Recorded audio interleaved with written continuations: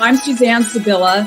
I'm the owner of Sibylla and Associates, which is the premier leadership and employee development company.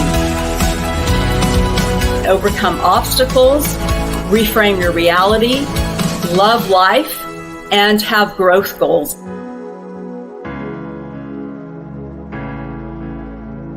Change and shift your energy. Pivot.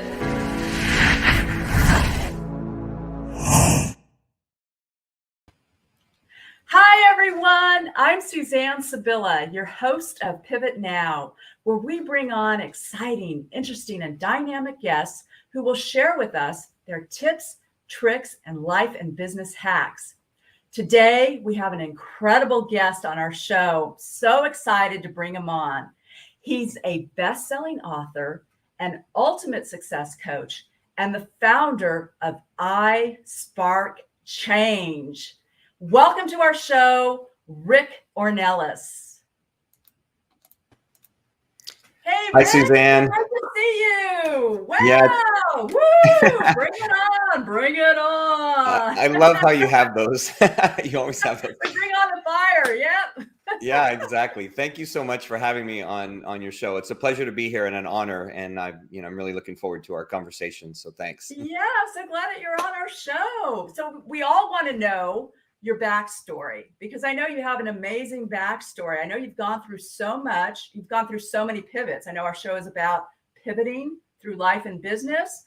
And I know you talk a lot about, positive changes in our life and being able to produce that positive change and positivity. So tell us a little bit more about your own backstory. Well, yeah, you're right. It's filled with pivots. It's filled with changes. And I think for a lot of us, there's so much change that's a part of our life. It's just kind of what we do with it when it happens.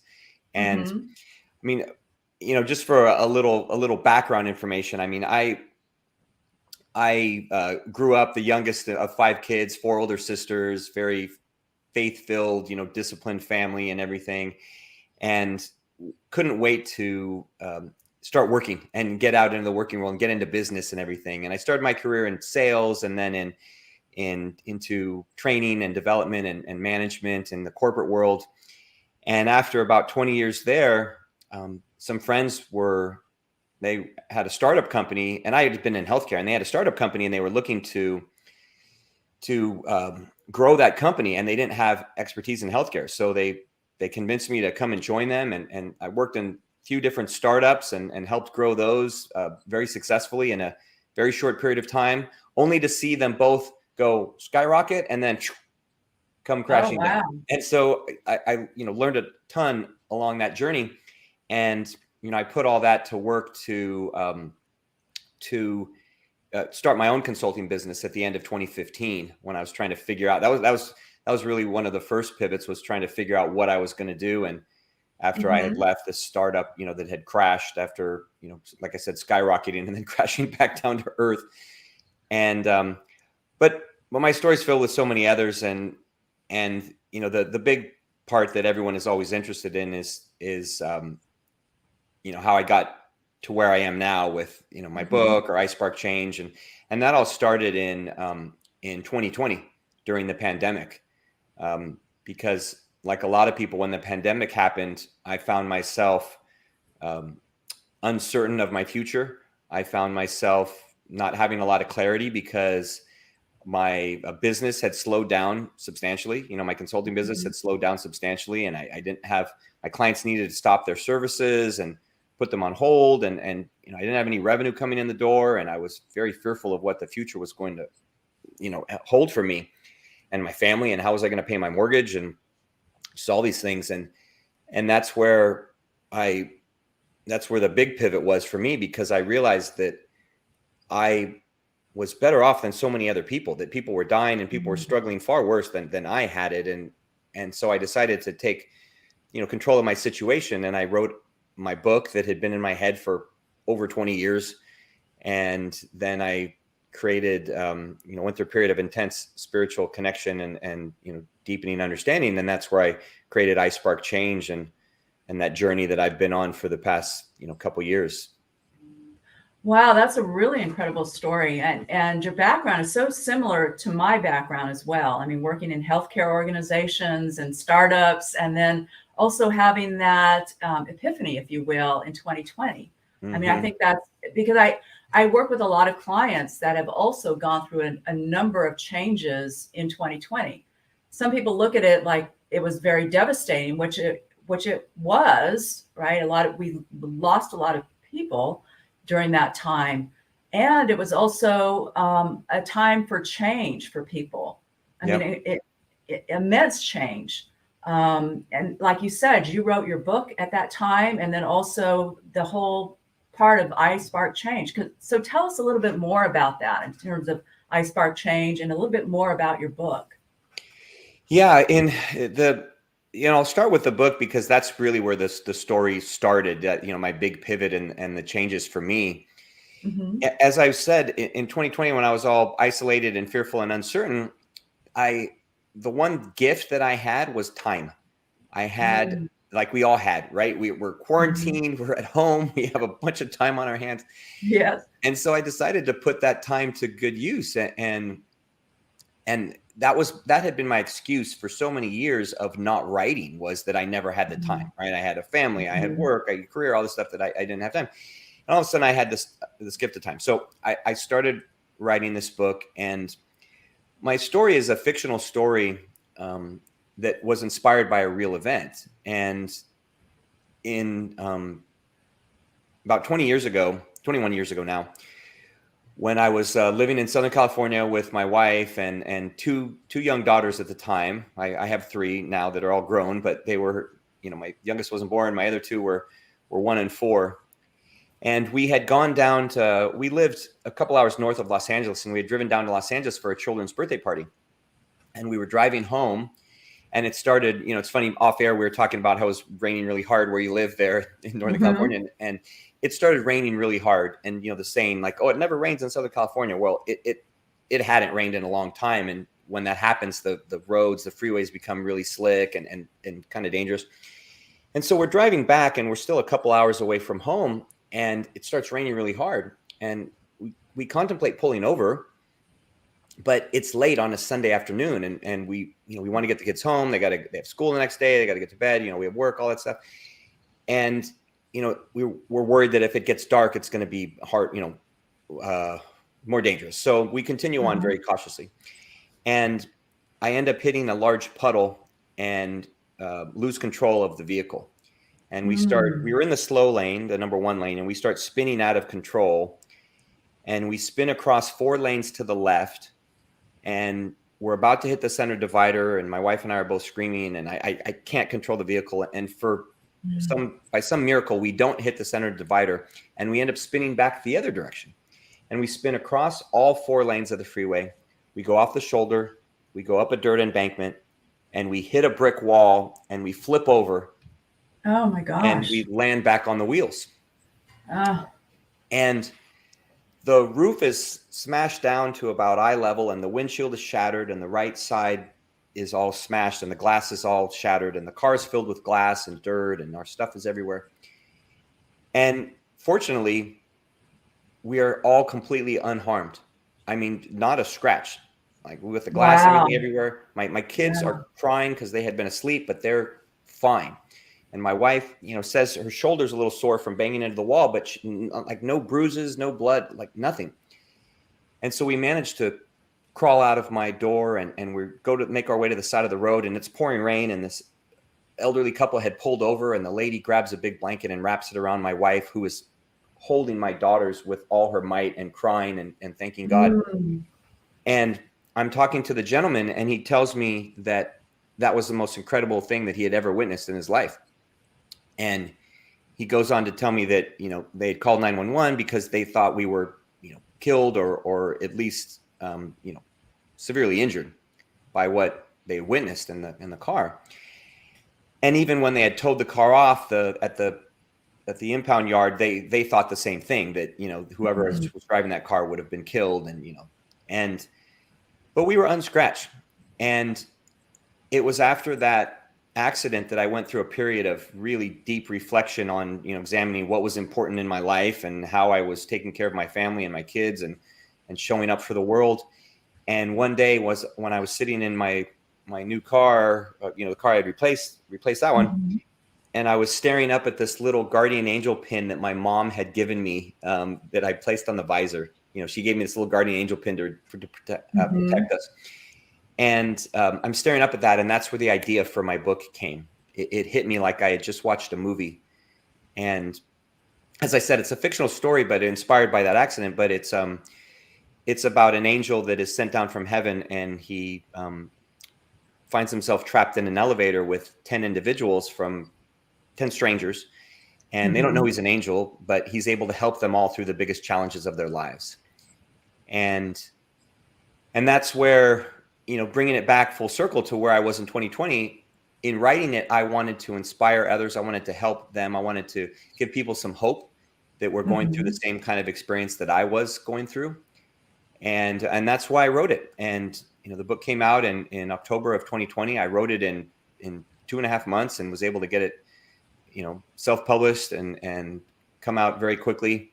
We just celebrated the anniversary on our website and social media and everything. But yeah, that's the biggest thing that, that led, and I can get an iSpark change in a minute, but I'll pause here. But that's the biggest thing that led to, my whole, all the pivoting, all the changes, everything that happened in my life.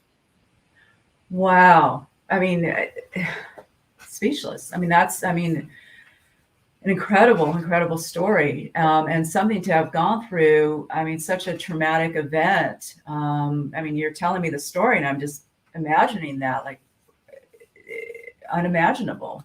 Yeah. And that you survived through it all and were able to tell the story about it. I mean, be able to help others through that event is really amazing. Yeah. Thank you. Yeah. And that you've started a whole organization with it too. I mean, and wrote your book. I mean, I love the part about your book too, that it's 10 strangers coming together and then helping them to find out what their future holds and bring them hope. Love that about the story. And again, about your organization. So tell us a little bit more about your organization and iSpark Change. Tell us a little bit more about it. Yeah, thank you for your kind words, Suzanne. Thanks for asking about iSpark Change, because that's been my passion for the past few years. And actually, that we're celebrating the 2-year anniversary of that this month. The book was last month. This month is the 2-year anniversary of iSpark Change. But the idea for iSpark Change was born out of the writing of my book, because sparking change, spreading positive change, that was a theme that was woven through 12 Hours of Heaven, Lessons for a Better World, my book, throughout the whole story. And when I was writing, I didn't know that I was going to create this organization or what anything was going to happen. But I knew when I finished that I needed to do more. I felt this deep calling that I was being called to do more than just write the book, that I needed to do more work and that it wasn't yet finished. And, I had ideas for subsequent books, and I'm writing a follow-up book right now, but I knew there was something more. And that's where, when I was writing, about a month and a half in or 6 weeks in, I went through this. I became really spiritually connected, and I went through this intense period of deep spiritual connection where I, as a friend of mine put it, I was receiving divine downloads. The story was just pouring. I couldn't type fast enough. I went from writing 500 words a day to over 2,000 in a couple hours, and just. That's why the book was finished so fast, because of the writing just accelerated so quickly. And all that happened because I was so connected with God, and I felt he was calling me to create something else. And that's where the idea, I would wake up at middle of the night and have just a flood of ideas and creativity and everything. And that's where the idea for iSpark Change was born, of creating this organization to empower others to elevate their social impact and spread positive change. And And so I created the organization, not knowing what I was not knowing how, not knowing what, not knowing anything, just kind of figuring it all out. And I originally I wanted to do a nonprofit, and I spoke to some friends that run nonprofits, and they advised me against that because they said, with everything you want to create, you're going to be limited if you create a nonprofit. So, create just a, for-profit organization, and then you'll have some flexibility. And so that's how I created it. I got the domain, and I got the LLC and everything, and I created this organization, and then I just started figuring it out as I went along, right, and what it would look like. And we started with a lot of activity on social media. So building an Instagram, building a Facebook group, building social media where we'd share motivation, inspiration, positivity on the social media platforms, and building a community that way. And over the past couple of years, it's evolved to have different arms where we have a podcast, the iSpark Change podcast. We have our social media platforms. We added TikTok and YouTube and LinkedIn to those as well, where, again, it's inspiration, motivation, positivity.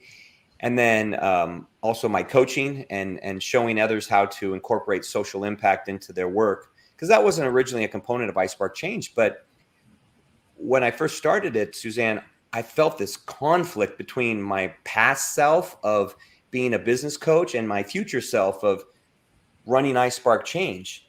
And I was like pulled for months. I mean, probably 6-8 months. I was pulled. Just, do I work on this? Do I work on this? It was a big struggle.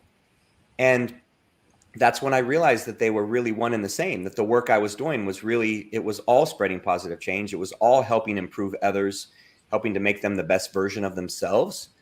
And that I could do that all through iSpark Change. So, that's why we added the podcast. That's why we have coaching through iSpark Change. That's why we have the inspiration on social media. But all of that is just to help empower others to spread that positive change. And starting in 2023, in just a couple months, we will be developing a future social media platform to be the world's first social media platform to connect and empower individuals that are spreading positive change, that are doing social impact work. There isn't one right now that exists. There's hundreds of social media platforms, but there's not one solely for that purpose. Because our goal in the next 4 years now, it was 5 years, but now it's 4 years, is to connect and empower 1 billion individuals through that platform. So I'll be looking to grow that platform in the next few months, investors, so forth, morphing iSpark Change into that social media platform. Wow. Absolutely amazing. I mean, absolutely amazing how you started that whole organization and the whole, your whole mission. I love what your mission is to empower others to spark change, within individuals, within organizations. And it is all about positivity and motivation and inspiring others. That's what we need right now in our lives. So I'm wondering, can you let us know and give us some, tips, if you will, on how we can overcome obstacles? Because it sounds like you've overcome a lot of obstacles. I mean, founded this whole organization and helping other people. What advice, if you will, would you give us in terms of overcoming obstacles? I'd say the biggest piece of advice, Suzanne, is to not let them get in your way. And what I mean by that is to take the necessary steps, to take action every day, however little it is, to take some action in the direction that you feel you need to go to move you forward. Because it's very easy to not really, you kind of know in a general sense, I'll use an analogy. So let's say you were going, from Texas to California, right? I'm in Texas, you're in California. And I know that California is west, right? But if I didn't have a map, if I didn't know the freeways or whatever, I could at least head west, right? I could walk in that general direction and I would eventually get there, or I'd, come across the right way or find the resources, and then I'd speed things up. But what happens with a lot of individuals, and this was me for the first few weeks of the pandemic until I kind of checked myself, was that we get we get frozen because we don't Mm-hmm. know exactly where we're headed. And so it'd be real easy to say, well, I don't know how to get to California, so I'm just not going to go. Right. But then Mm-hmm. you'll never get there. Right. Then you're never going to go on that journey. You're never going to get there. And so I'd say the first thing is just to take action, right? To just start taking action, however small it is, even if it's not exactly the perfect thing, it's never going to be perfect. Right. You just got to do something. You just got to do something that you feel is in that right direction, and you'll figure it out. Right. I mean, that's how I started. I didn't know exactly how to start this organization or what to do or how to overcome these obstacles, but I just started. And then, I figured it out. And that's how, I do a ton of reading, and you read the stories of, people like Jeff Bezos and things like that. And Mm-hmm. that's how they started, right? That's how they started. It's like, Yeah, that's so true. So true. yeah. I mean, I always love the saying, start before you're ready, because a lot of times I work with so many clients where they want to do things, in their life. They have a vision for their future. They want to build a business. They want to have a dynamic, life. And then they go, but I don't know how to do it, or I don't know the how. And I say, well, just start, right? Start from where you're at. And I think that's so true. And like in your own story, because it sounded like you didn't really know the hows of how it was going to be. I mean, in terms of your organization, getting it all ready and all of that. And you were thinking, oh, it's going to be a nonprofit. And then you got consultation. No, do it as a profit organization. And so you didn't really know the hows of how it was going to happen, but you had that vision of what you wanted, and you took action, and then that created momentum. So yes, yeah. And that's a key part. That's a key part, is that momentum, because it's getting those small wins that are going to keep you moving, right? Because otherwise you could, come to use my analogy, you could come to a fork in the road and be like, uh-oh, and then you get frozen again because you're, but if you have those small wins, you're like, oh, I'm still progressing, I'm still moving, then that's going to keep you motivated to move forward. And I'd add one other component, when you talk about tips, one other component would be to not let fear stop you, because even if you're taking action and you're taking little steps, but you may be afraid of what's going to happen, afraid of this outcome. Is this going to be the wrong decision? Is it going to be the right one, or more, even scarier, is it going to be the wrong one, right? Is it going to cost me, $5,000 or a $5,000 mistake if I, do this or do that? And then that's going to freeze you as well. And then you won't take the action, and then you'll just be frozen. And so I would say that, getting past the fear, getting some momentum, like you said, those are keys to continuously, progressing forward. Yeah, definitely. I mean, I see, again, a lot of clients where they have the sense of fear of like, and I always say that fear is false evidence appearing real. A lot of times it's that negative talk, or, oh, I can't do it, or what are they going to think of me, or, how is this going to happen? And so a lot of times it is the fear that keeps people stuck in that kind of ho-hum life, if you will, when you can actually have an amazing life, right? And it's about how can you be better, a better version of yourself, and have the life that you want and desire and dream of. You can have it. So it's anybody. Those actions, like you said, the small actions. And that's the other thing too, is I see a lot of times people are thinking, oh, I just got to make those big actions, like make the big changes, and then, it'll happen. It's like, no. It's really about the small changes make the bigger impact. Yeah, so, they compound and they add up over time. Yeah, definitely. So we have this part of our show where we call it 3, 2, 1, go.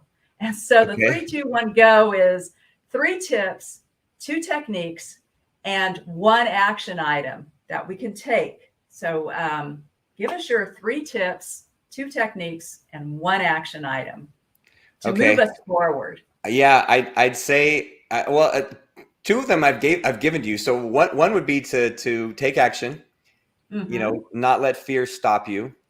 And the third one would be to live into the best version of yourself. And what I mean by that is that, a lot of people set goals, right? And they set goals and they say, oh, I'm going to make $1 million, or, I'm going to lose 30 pounds or whatever.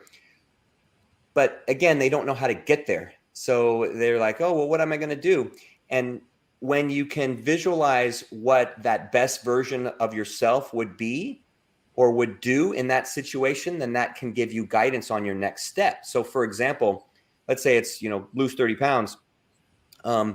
If you're about to have lunch and you're like, okay, well, should I have this, burger, or should I have this salad? And if you think, okay, well, the person I want to be, how would the person I want to be do what I'm about to do? How would the person that loses 30 pounds, what would they eat? Would they eat the burger or would they eat the salad? Right. And then the answers become pretty clear. Okay, that's the path I should take. I should eat the salad because that's the version that I want to be. And that's a great question that, I've used with a lot of people I coach and with myself on a regular basis is, okay, if I'm going to be that person, then you need to take that path. And so that'd be I love that. I love that, Rick, because we had a high performance coach that talked about, step into the person you want to be at this moment in time, rather than thinking, okay, in the future, I'll be, 30 pounds lighter, or in the future, I'll have this business. He was saying, step into that identity right here and now. And I love like how you just said that is, ask yourself the question, would the person that's eating the salad be that, or is it more the person that's eating the hamburger? Right. Yeah. So I think that's great. That's a great question to ask oneself. Yeah. Yeah, because people don't always know how to step into that individual. But if you break it down into what they would do, then it becomes a little more clear. More tangible. Yeah, it gives them action steps, like you're saying, a lot of clarity in that. So what kinds of techniques do you actually use that you can give to us? Yeah, so I am, if I'm left to my own devices, I will procrastinate. I will not get things done. Will sit on my hands, that kind of thing. So what I've done is that the two biggest things I've done to, techniques to move myself forward is one is creating habits, creating habits for myself, good, positive habits that it just becomes second nature because, our brain, so much of our day is on autopilot where we're just doing things that we don't even realize that we're doing. Right. Yeah. And by creating these habits and, the structure to these habits that, okay, when I wake up, I'm going to journal gratitude. I'm going to read my scripture. I'm going to do these things. Then it takes the thinking out of it. And then I make sure that I get those things done because it's just a habit. And I can't now I can't see my life without these habits. So I have quite a bit and I won't get into it for the audience's sake.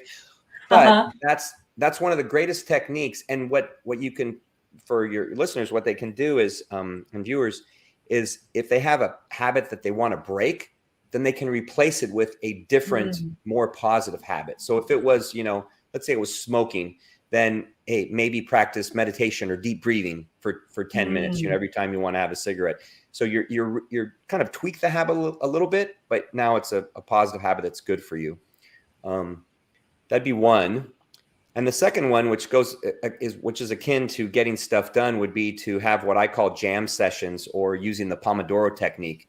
So having those focus blocks of time throughout my day where I know, okay, bam, I'm doing 25-minute focus blocks, or I'm doing 45-minute or an hour, kind of depending on what I'm working on. I'll use those 3 times, but just having those jam sessions to make sure that I get things done. Those are important for me. Yeah, I love the whole thing of healthy habits. Definitely really important. I mean, I say that to a lot of the clients that I coach is what is your morning routine, and do you have an evening routine? And if you don't, start integrating a morning and an evening routine, such as for sure. attitude of gratitude. Like you're saying, write down what you're thankful for, what you're grateful for in the morning. And it doesn't need to be long. I mean, 5 minutes in the morning, write out what you're grateful for. And that really transforms your life. It really transforms your thinking and how you look at your day. And I love that, how you said, you look at scripture, you read scripture. That's really great too. Another thing that I do is I work out. So I go out for a walk or a bike ride or, a hike, but I do something that's physically active, gets my body moving. And I also recommend that to a lot of the people that I coach and, my clients, is do some physical activity, because that'll get your brain going, that'll get the blood, circulating. So again, those healthy habits are so important. And I love that you talked about substituting. So if you have a negative or an unhealthy habit, let's say like you're saying cigarette smoking, replace it with a healthier habit such as deep breathing or meditation or mindfulness. Love that, love that, love that. So it's again about the healthy habits. So cool. Yeah, thanks. Yeah, that's great.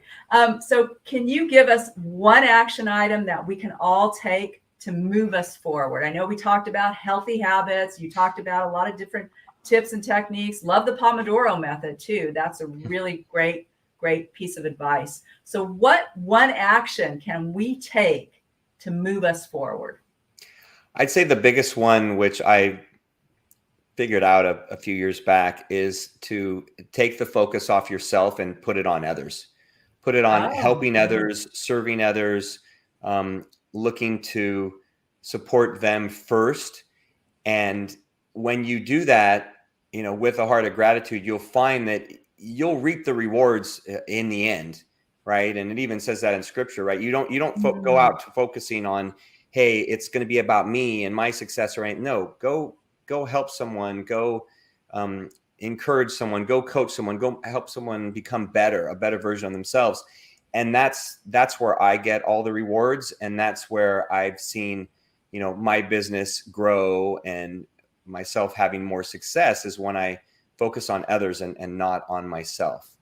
And that'd be the biggest thing that anyone can really do every day. I mean, any minute of the day, anyone can do that. Yeah, I love, we're in the same group and a same community. And one of our mentors has said that in terms of hope, help one person every day.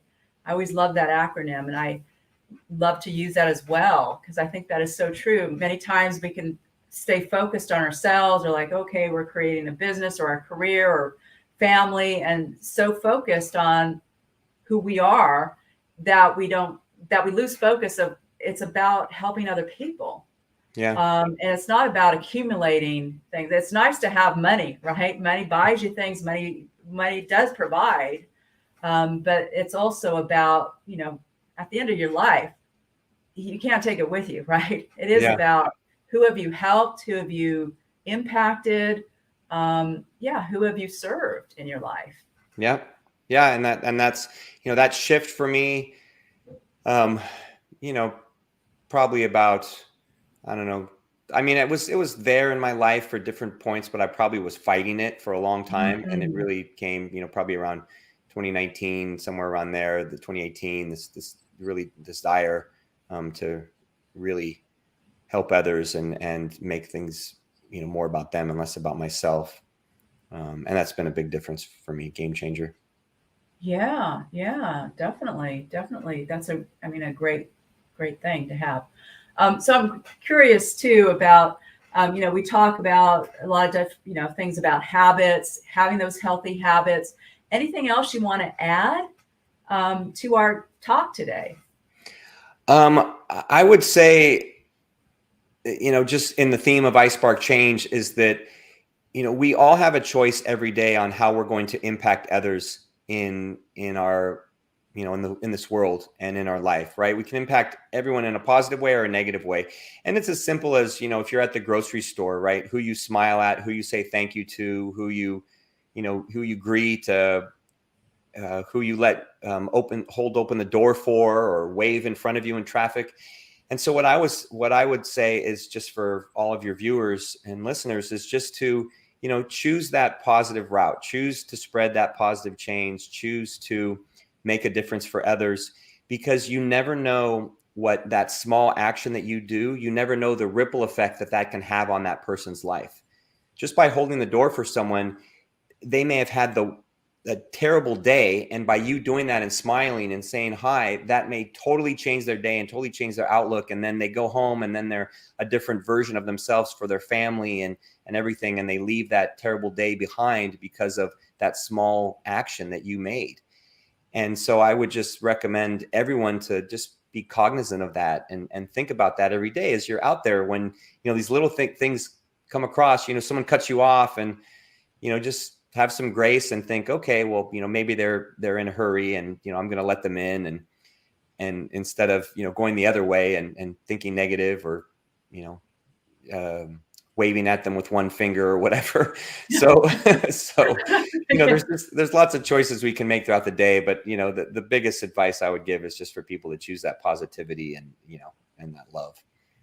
So how do you go about doing that? I mean, because I know it is great. I mean, to do that. How do you go about doing that though? I mean, especially if you're like feeling down, or you're feeling anxious, or you're feeling fearful. How do you go about changing that and transforming to actually be more at a positive side? Yeah, it's an excellent question. And I would say there's a couple things that have worked for me. One is the gratitude journaling, is to take some time every day, and I do it at the beginning and the end of the day, to look for those things to be grateful for. There's a technique in psychology called positive reframing, where you literally take any situation that happens or has happened in your life, and you reframe it in the positive light, and to look for the positive things that have come out of that situation. And as awful as there are things in this world that can happen on a daily basis, you can find positivity in every single one of them, whether it's, a war, or, illness or something.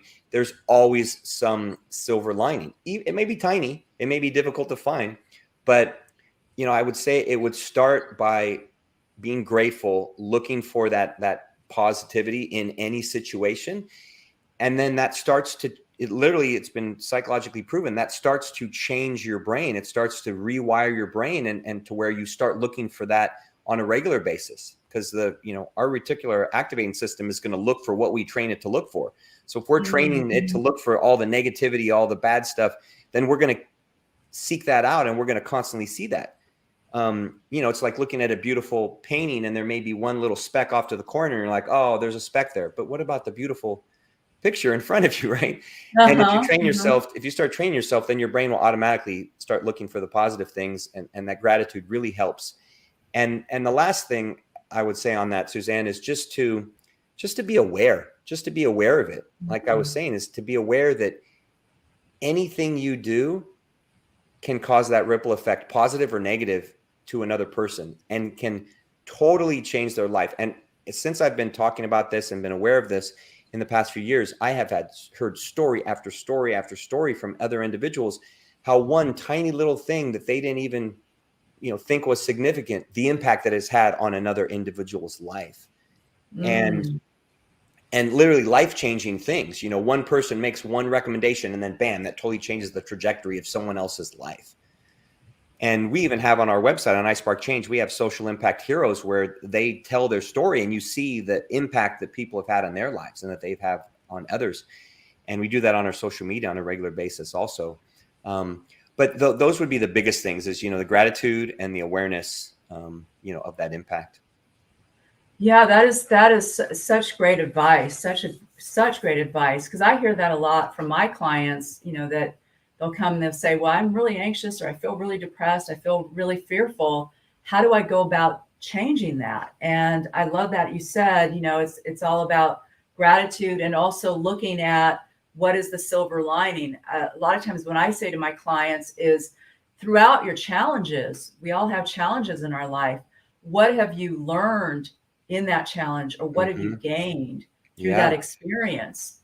And it does shift their perspective, because a lot of times it's like, wow, that challenging time was so difficult, but in a lot of ways, it helps us to grow. It helps us to become the person that we are today, and helps us to become our future self as well. So instead of looking at challenges as, oh, it's a negative thing, or I don't want to face it, look at challenges as a way to grow in one's life, and see what you can gain from that experience. Yeah. And just like you had talked about, that you can see the silver lining in any experience, and a positive or a blessing in it. So I appreciate that you said that. Yeah, you're very welcome. Yeah. And so we also have this part of our program where we talk about the 5. Okay. the 5. So what is your favorite food? Oh man, I love sushi. I could eat me a Sushi. lot of sushi, a lot of sushi, and in fact had some on Saturday night. We hadn't had some in a while, and yeah, definitely sushi and all types too. Like I mean, it doesn't matter Oh, what okay. kind. Rolls, Sounds good. sashimi, everything raw, lots of it. How about favorite find? Ooh, Favorite favorite find. find. Um, Yeah. that's a good one. I'm gonna go with finding someone that I would consider a coach and mentor that that I've met once, thankfully, but kind of a long distance mentor is Jim Quick, the brain Ah, coach yes. Jim Quick. Uh-huh. Uh-huh. And the reason I say him is because his work has had a big impact on my life. It's one of those things, right? Mm. Small thing, and it's had a big impact. The biggest impact was, it's probably 5 years ago, maybe. I was watching an interview he was being interviewed on Tom Belew's show, Impact Theory. And he talked about how one thing you don't want to do is pick up your phone first thing in the morning, start looking in social media, start looking at email, start looking. And at that time, that was me. I would go right into my phone. I'd go into email. I'd start working. I'd do all that. That was the first thing I was doing in the morning. And he talks about how detrimental that is, to your brain health, to your day and everything. And that may be one of the single biggest. So like you said, he did an interview, tiny little recommendation, and that had a huge impact, totally changed my life. Wow. And since then, I've read his book, I've taken his courses, I've done lots of things. And so I'd say that was just like a happenstance. I stumbled across that YouTube and it changed my life. That's a great story, a great example. I mean, Jim Quick is amazing too. I mean, I love him, love his work and everything. Yeah, that's a great example of that, of how you changed one thing and it made a huge impact. Like not looking at your phone early in the morning. I know a lot of us are guilty of that, right? Looking at the phone, like seeing the text messages, the email, and all of that, and like saying, no, okay, I'm not going to look at the phone first thing in the morning, doing something else like a gratitude, right? Focus on gratitude, what you're grateful for, do some exercise. So yeah, that's excellent. So what is your favorite fitness? Oh, my favorite fitness. Well, I am a CrossFit coach. I've been doing CrossFit since 2011 and coaching for like 7 years or something. So I do coach CrossFit. I don't really hit it as hard as I used to, when I was a little younger, because I've had injuries and I used to compete and everything. And but now I work out every morning, early, just like you. First thing I work out, and then I'll lift a lot of weights, do workouts in the gym, do CrossFit type workouts, those type of things. And last but not least, your favorite fun. My favorite fun. I would say, wow, that's a good one. My favorite fun. Yeah, think about that one, huh? I would just say spending time with, friends and family. My wife Tanya and I, we've been married 26 years and we like to have new experiences and do different things and, go for a hike or, try something new. And we like hiking. It's tough where we live, so we got to travel to do hikes, but just having new experiences, having new and different experiences with family and friends. Yeah, that is great. And congratulations, 26 years. Oh, thank you. Fantastic. Yeah. So where can we find you? Pretty easy. People can go to rickornelas.com and they'll see information on me, or isparkchange.com, the letter I, sparkchange.com. They'll learn all about iSpark Change. They can read about social impact heroes. We're on all social media at iSpark Change. So our biggest platform is Instagram. That's where we have the biggest following, and that's where we're the most active in terms of the motivation and the inspirational content. But like I said, TikTok, LinkedIn, we have a YouTube channel where we have our podcast on there, iSpark Change podcast, like all over. But the best place is just go to rickornelas.com or isparkchange.com. Okay, that's great. And we'll have all your social media accounts, after the show too. So you can link onto that on Pivot Now. Perfect. And, thank you. Thank you so much. Any other things, any other tips, techniques, anything else you want to add? I would just say for all your viewers and listeners is just to not be like me and kind of live small for all those years. Just realize that, everyone can make a difference in the world. Everyone has an impact on a daily basis. And so just go out there and make an impact, whether you're impacting one person or 1,000 or 1,000,000, we all impact people every day. And so just, make a positive impact and no matter what example I would give or the number of people that someone impacts, it makes the world a better place. Even if it's 1, 100, 1,000, 1,000,000, each one makes the world a better place. So just, go out there and make a positive impact on others. Love that so much. Love that so much. You get the all right. I got the fire in the heart. You get the flame in the heart. Yeah, we love it. I love it here. All right. Thank you. Thank you so much, Rick, for joining our show. It was fabulous having you on. And we love it. We love it. And we love what you're doing and making an impact. And go out and make an impact, everyone. Go out and make an impact. And watch our show, Pivot Now, every Tuesday, 10 a.m. Pacific time, 1 o'clock Eastern time. We'll see you then. Thanks. Change and shift your energy. Pivot.